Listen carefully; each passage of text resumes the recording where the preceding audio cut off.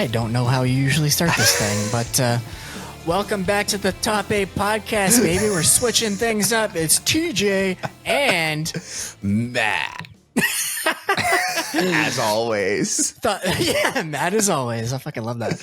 I thought we'd switch things up on you today, but we've got an exciting Top 8 episode for you. I know on the last episode we talked about switching up the format a little bit. It's not always going to be a Top 8 list. Today we have one, and it's today it is, and we've got a good one. It's the bands that you need to see live this summer. All of them are touring, and they're all must-see bands. Specifically in the summer, not the winter. Okay. No. If you're listening to this in December, find another video to watch. This is no longer relevant for you. No, basically, when it comes, the summer distinction is actually important because when it comes to the summer, I think of pop punk music. So pretty much every band on my list is pop punk, except for like 1.5, I'm going to say, because one of them has some pop punk songs and the other one is just not pop punk at all. But yeah, that's me. Mine are all punk or pop punk. Big surprise. Nice. Yeah, because it's summer. Summer bands to see on the Top 8. Are you doing a commercial read right now? What's going on? Yeah, I am. That's the new format. We're going to format every episode to be like a commercial read. Brought to you by I'm not even American. I'm editing that out, bro. We're not even going to give them the free advertising. Brought to you by OurSpace Media.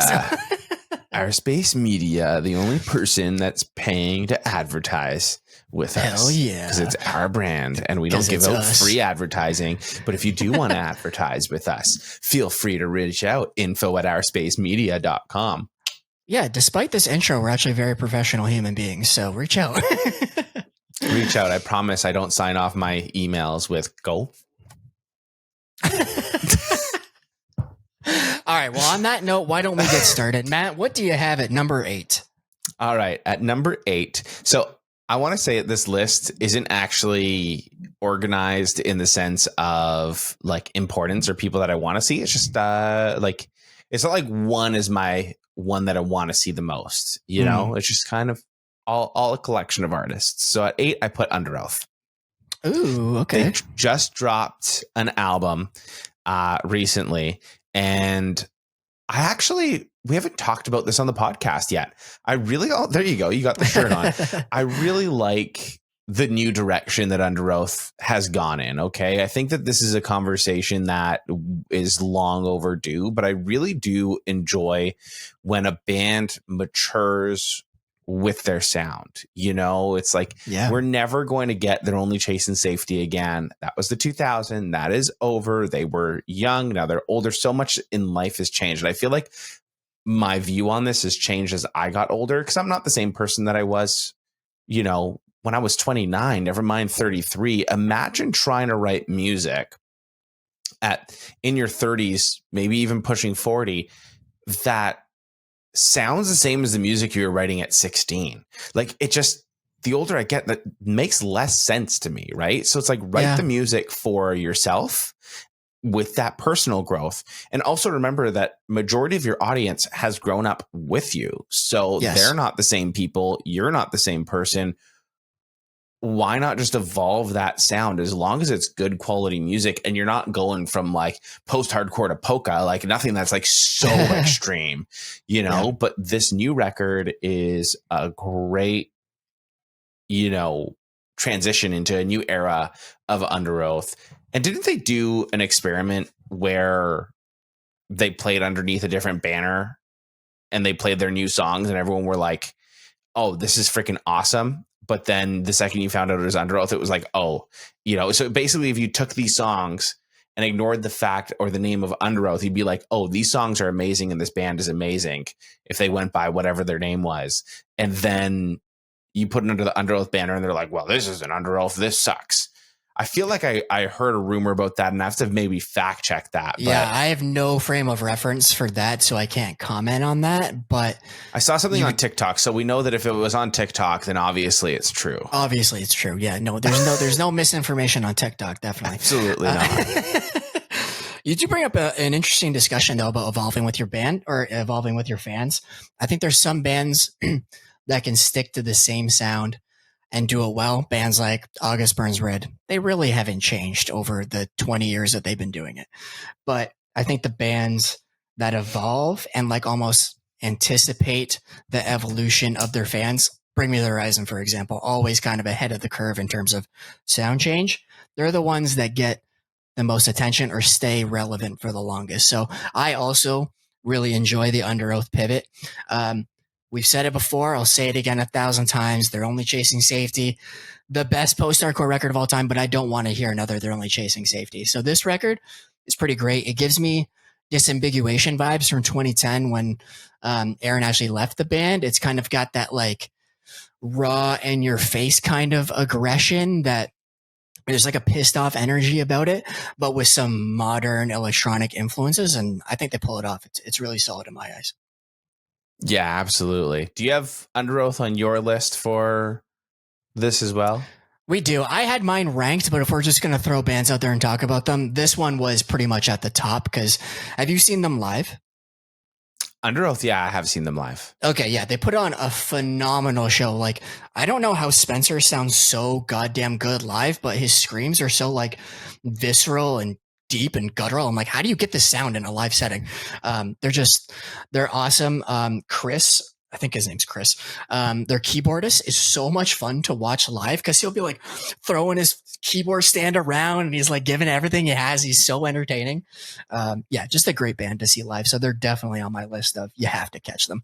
I also missed them when they came through Toronto last time because I had something else come up, but I'm really excited to potentially see them. Something again. else more important than seeing your favorite post-hardcore band? Oh, do you not remember why I had to miss this show? I actually don't remember why, but I know that it was something important. It was something you invited me to a football game and then it didn't pan out. So I sold my tickets. And then it was too late to get them back. I forgot about that. So I was like, do you not remember this? No. Oh my God. That was Under Oath. I was like, you had something important, right? Something to do with your wedding, maybe? No. I did not. I did not remember. Yeah. That's so funny. That's really sad. I feel bad. To be fair, I saw them at When We Were Young play the album in full, so I was just excited to see them again. Like, it's literally where I got this shirt because it's the 20th anniversary shirt. But yeah, they're always good live, so I'm always going to want to see them again. We just for context, because I feel like, just to add that in, we were planning a trip from Toronto to Buffalo to go see the Buffalo Bills game, and that happened to be the Snow Bowl game against the San Francisco 49ers. So we canceled our trip like the day of, and TJ had sold his tickets to see Under Oath. He's like, shit. And then at that point it was sold out. Tickets had gone up, but it was just like, we're just chilling on Sunday, watch the game from at home. And I don't know, poor TJ was probably watching YouTube videos of Under Oath that night.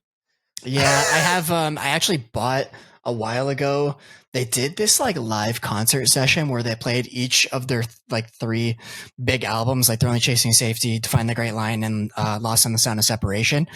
I can't remember what they called that project. It was like the Observation something, but I bought all 3. So I have all 3 live recordings. So I probably ended up watching one of those.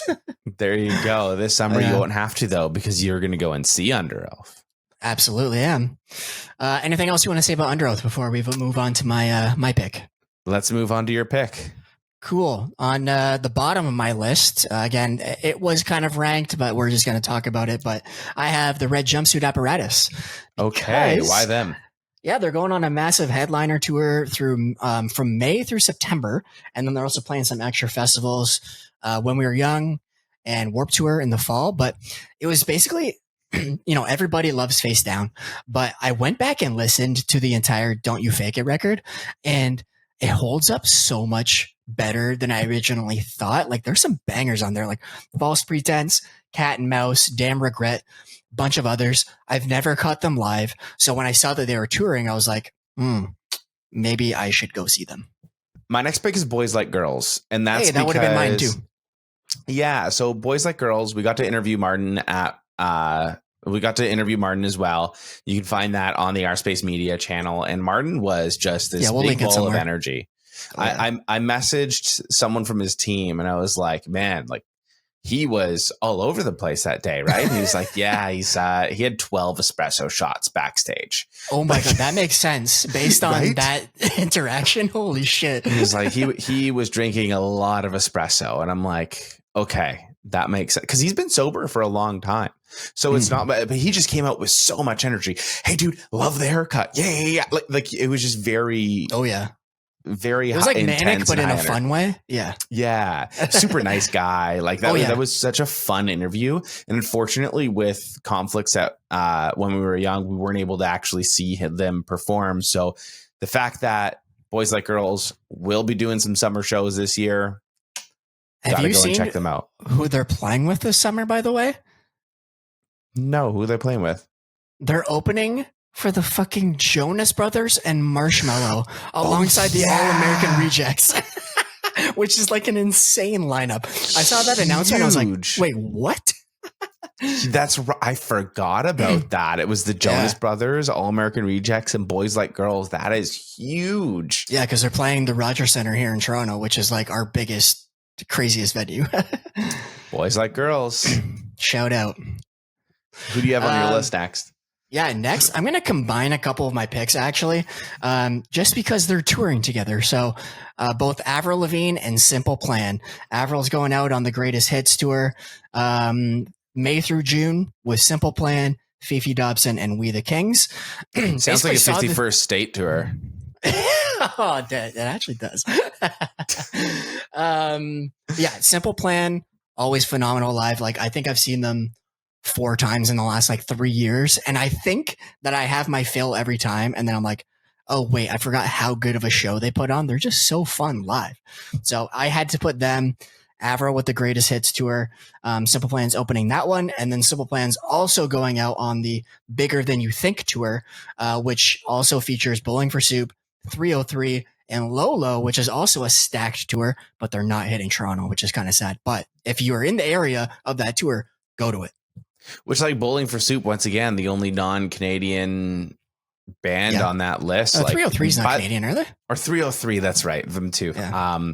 But yeah, by the way, I want to preface this. We are Canadian, the 51st State thing, you know? We're just cracking jokes because, haha, life is scary and this is how we cope with it. Self-deprecation is kind of a tactic here. But yeah, no, you got to love the Canadian artists. I love that Avril Lavigne and Simple Plan do so much together as Canadians. And I feel like they toured together last year too. I caught that tour and it was so much fun.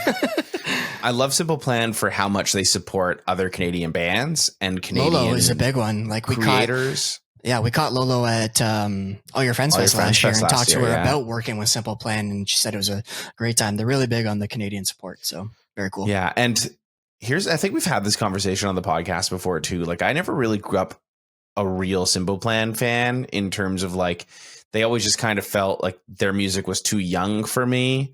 But after seeing Simple Plan so many times over the last few years, and of course the nostalgia factor of still listening to their songs as a kid and seeing them on MTV and Much Music and all of that,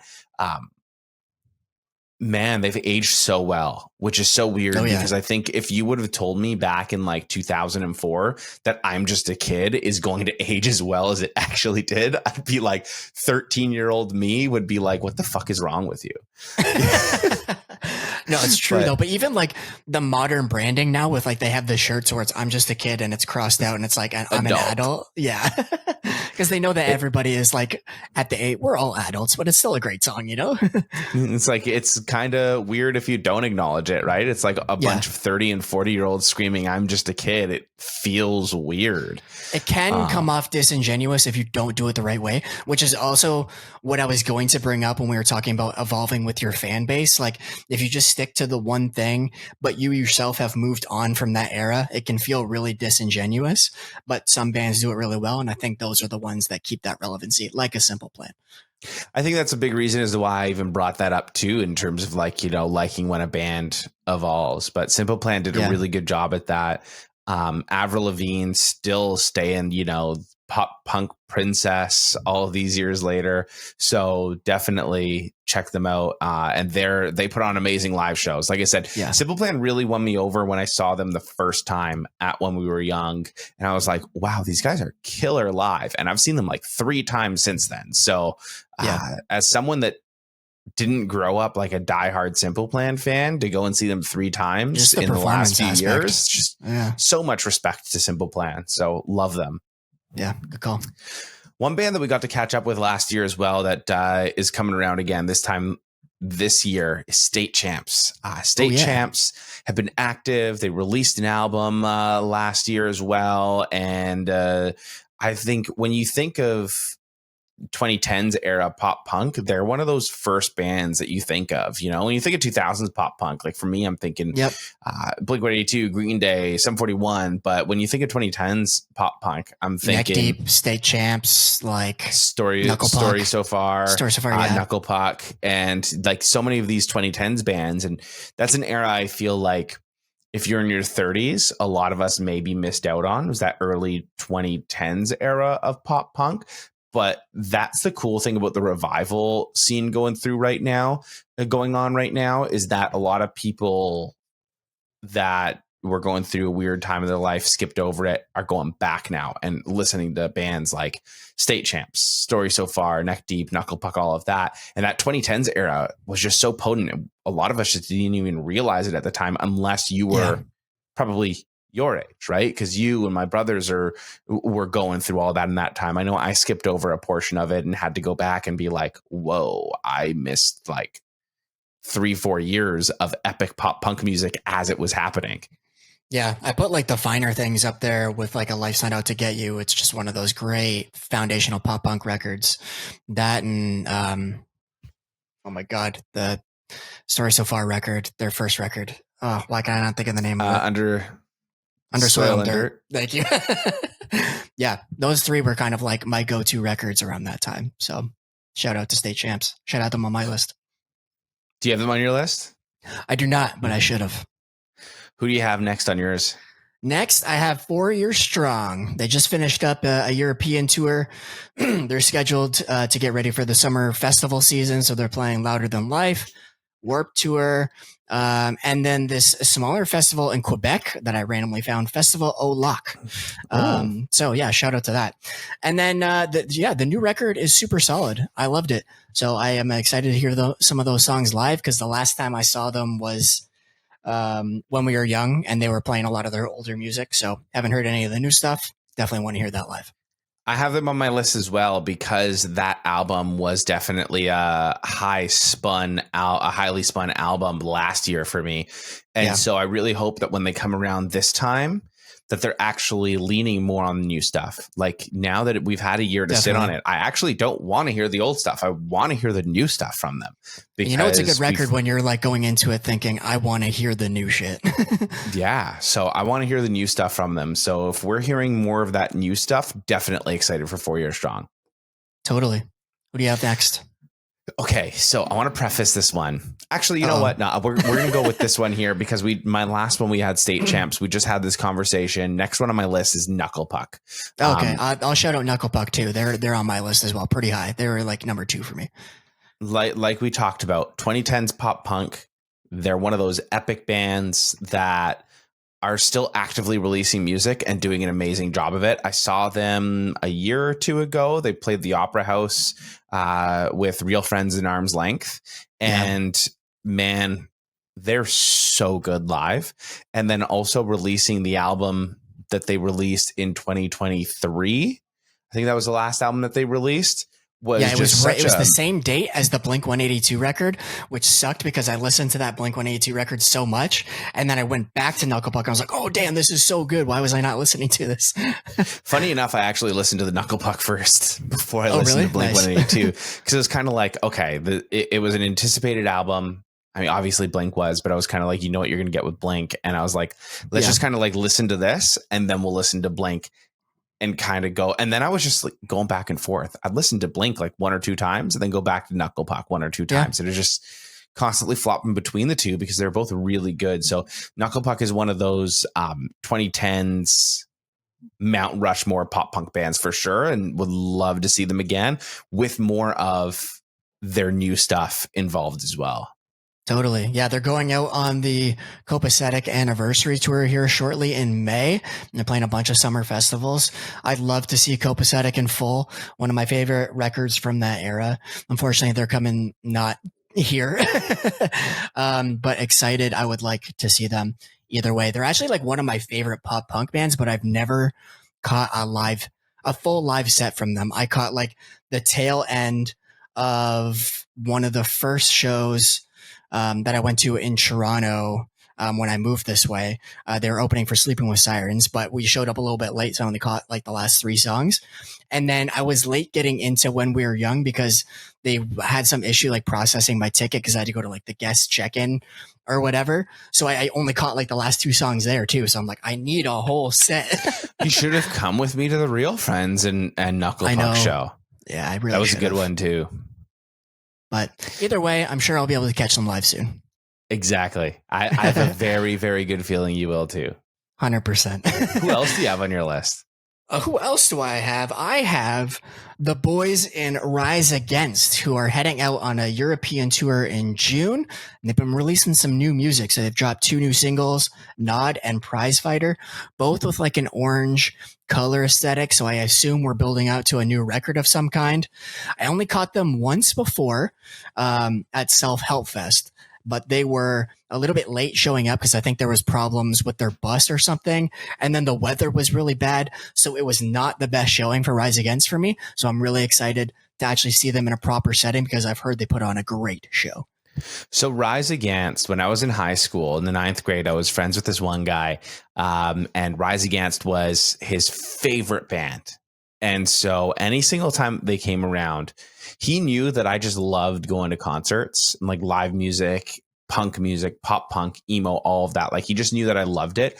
So even if I didn't necessarily know a band or care about a band, I would just go to the show. Right. Yeah. And so Rise Against was his favorite band. He knew nobody else that would go with him to the concert. He's like, Matt, you want to come with me see Rise Against? Awesome punk band. They're so good. I think I knew Give It All, and that was it. I'm like, yeah, screw it. Concert, I'm in, right? Like I can go moshing, hanging out, whatever. Go and see. I'm like, this is the best band ever. You know, after seeing them at like 14 years old. And then I was like, okay, now I need to learn these songs. So I would go home and I'd like listen to all of their songs. And I'm like, State of the Union would come on and be like, oh, this was a song where we went crazy in the mosh and the circle pit for, right? And then it got to the point where I started becoming a really big fan of Rise Against, and me and this guy, John, would go to every single show. And I swear back in the 2000s, they came to the greater Toronto area for like twice a year. I've seen Rise Against in a gymnasium in Hamilton, basically in the early 2000s, where I remember specifically the no moshing signs as you walked in. And back Nobody then was in Ontario, you couldn't drink inside of concert venues or anything. Do you remember that? You couldn't drink. There needed to be like a drinking section. So if you wanted to have a beer at a concert back in the early 2000s, you had to go into the drinking section. It was like a gated off area, like a bar section, and you had to stand there while having your drink, and then you could go back out into the general public. And that was, I remember even Tim was super straight edge at the time, and he would like call them out and be like, look at those losers out there drinking instead of enjoying the show. And like, I don't know, like I just have so many memories of seeing Rise Against as a kid, and they're one of the best bands ever to perform live. Got to see them a couple years ago at a festival set. Really excited to see them again this year. Rise Against are one of my favorite bands to see live. Still one of my favorite bands to this day. Sufferer and the Witness, one of my favorite albums. So it's a great album. Yeah. Rise Against is like, if you get to see Rise Against this year, you will not be disappointed. They put on the best damn show. I'm excited. You got anybody else on your list? Yeah, I have, speaking of this guy, John, that I don't talk to anymore, but I remember his dad lived near a beach near the area. And so we were going to his dad's place, who had a boat, one summer when we were teenagers, and we needed some music. And so we stopped at a Walmart on the way up to the beach and picked up an Ill Scarlet CD. Went out over the water, and we just listened to Nothing Special on repeat, on repeat, on repeat, on repeat. And so Ill Scarlet will always remind me of the perfect like summer music. Nice. And I've seen them a Canadian million staple. times as well. Pure Canadian staple. Like Ill Scarlet are epic. I lived in northern Alberta for a while, and at one point they randomly were like, hey, Ill Scarlet's going to be here this Friday. And we're like, we're here every Friday. Like literally every Friday, just at this bar. So of course we're going to be seeing Ill Scarlet. And yeah, that was like a nice piece of home as well while we were living so far away. So Ill Scarlet is coming around again, and you'll catch me at Neil's party. If you know, you know. I think we went through everybody on my list with you shouting out so many of the bands that I already had. So if you've got anybody else, one more on the list. I've got one more on the list. I talked to Coco Kinnan of Winona Fighter on my other podcast, OurSpace and Matt Vatisse, and she's awesome. Winona Fighter is awesome. I found out about them a little while back, like over a year ago. I saw something about this band Winona Fighter on Instagram, saw a clip, liked the clip, went to go check them out on Spotify. They only had a few songs, but I liked them all. They released their first full-length record earlier this year. Once again, talked to Coco about that record. You can find that on the OurSpace Media YouTube channel as well. And I'm so excited to see them live finally, because they also have a reputation for putting on an incredibly electric show. And so I'm super excited to see their show, their performance, and to hear these new songs from this album that have been spinning a lot this year performed live. Nice. Yeah, I got to listen. I think I listened to the first half of the record. I got to go back and listen to it in full, because I've heard good things, mostly from you. I have good taste. I don't know what to tell you. Yeah. Everybody thinks that they have good taste. I know I have good taste. Okay. Well, Matt, it seems like all of these bands have something in common. Yeah. What do they have in common, TJ? I don't know. If the listeners haven't put it together yet, every single one of these bands that we've talked about is actually playing.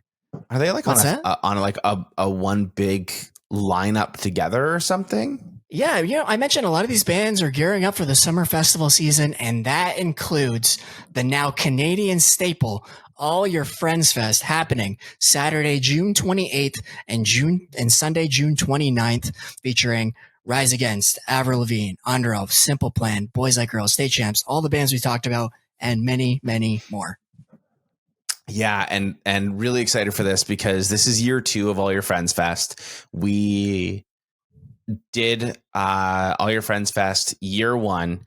They had an amazing lineup for year 1. We wondered what they were going to do differently for year 2, how they were going to top it. But we knew just by being there at year 1 that there was going to be back a again year 2. Yeah, 100%. You could just tell, right? Like there's such a gap in the market, being so far from areas that are doing big festivals like this.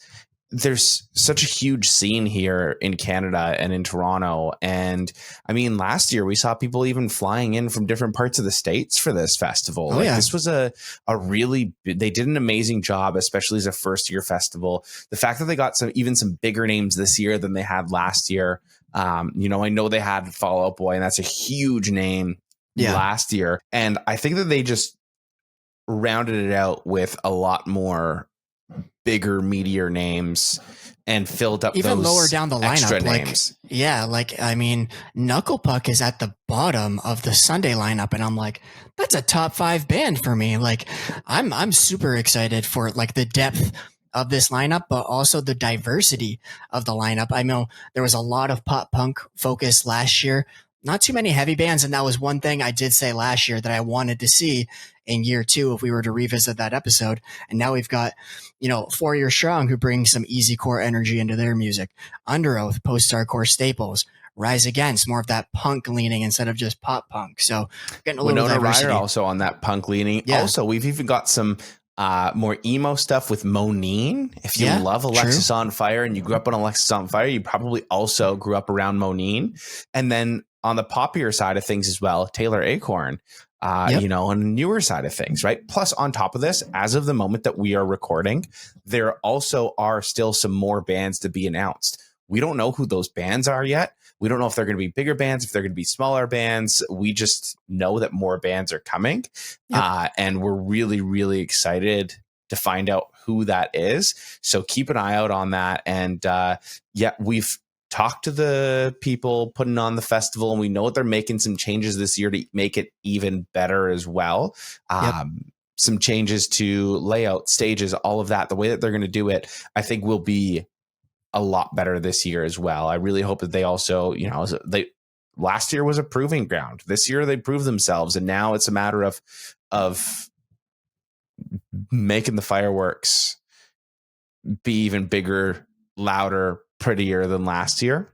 Exactly. And, you know, we're definitely going to be there again this year. So if you see us walking around interviewing people again, you know, stop and say hi if you're around. Say hi and keep an eye on the OurSpace YouTube channel as well for all of our interviews, because all these bands that we talked about, if you love them, we will probably have interviews with a lot of them up on our YouTube channel after the event as well. So if you haven't gotten your tickets yet for All Your Friends Fest, go and do it. If you've never heard of All Your Friends Fest, check it out. They moved it from August to June, so it should be a nice temperament weather for us emos to be running around, getting in mosh pits. It's going to be a great time. That's actually something that I really like that they did. They moved it from Friday and Saturday to Saturday and Sunday. So it's the full weekend. Yeah. I know I had to take off that Friday for the festival last year. The fact that I don't need to take any days off of work. I think that affected the Friday turnout last year too, where like you noticed a bump or after like 4 or 5 o'clock, just a significant amount of people came in at that time. So really smart move moving it to Saturday and Sunday this year. This year I'm taking the Monday off instead of the Friday. Exactly. Yeah. Totally different reasons. Okay, well, that's the All Your Friends Fest episode. You need to go check out the full lineup, keep an eye on that, and like I said, check the page for interviews coming up. And if you don't have your tickets yet, get your tickets and make sure you say hi to us. And that's another episode of the Top 8 podcast. We'll see you next week. And remember to subscribe as well. Oh, yeah. Little 5-star thing, all that stuff. You know what to do. Do all the fun stuff. Yeah. We don't need to keep telling you, but you'd think that we don't need to keep telling you, but we do, because you're not doing it. You haven't done it yet. Go do it.